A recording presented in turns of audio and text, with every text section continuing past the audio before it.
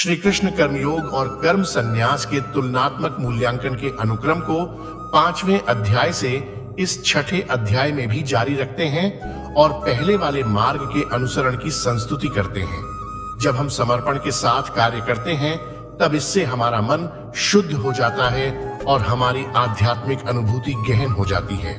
फिर जब मन शांत हो जाता है तब साधना उत्थान का मुख्य साधन बन जाती है।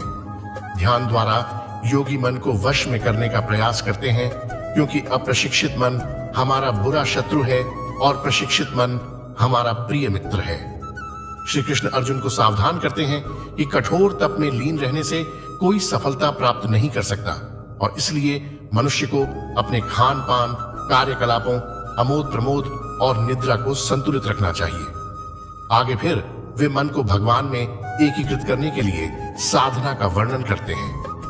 जिस प्रकार से वायु रहित स्थान पर रखे दीपक की ज्वाला में झिलमिलाहट नहीं होती, ठीक उसी प्रकार साधक को मन साधना में स्थिर रखना चाहिए। वास्तव में मन को वश में करना कठिन है, लेकिन अभ्यास और विरक्ति द्वारा इसे नियंत्रित किया जा सकता है।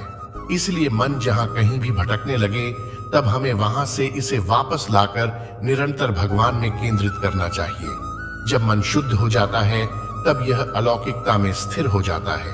आनंद की इस अवस्था को समाधि कहते हैं, जिसमें मनुष्य असीम दिव्य आनंद प्राप्त करता है। इसके पश्चात अर्जुन उस साधक के भाग्य के संबंध में प्रश्न करता है जो इस मार्ग का अनुसरण करना आरंभ तो करता है, लेकिन अस्थिर मन के कारण लक्ष्य तक पहुंचने में असमर्थ रहता है। श्री कृष्ण उसे पुनः आश्वस्त करते हैं कि जो भगवत प्राप्ति के लिए प्रयास करता है, बुराई कभी उस पर हावी नहीं हो सकती।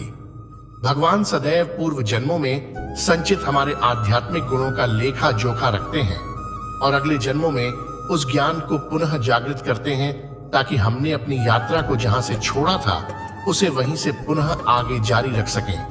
अनेक पूर्व जन्मों से अर्जित पुण्यों और गुणों के साथ योगी अपने वर्तमान जीवन में भगवान तक पहुंचने में समर्थ हो सकता है।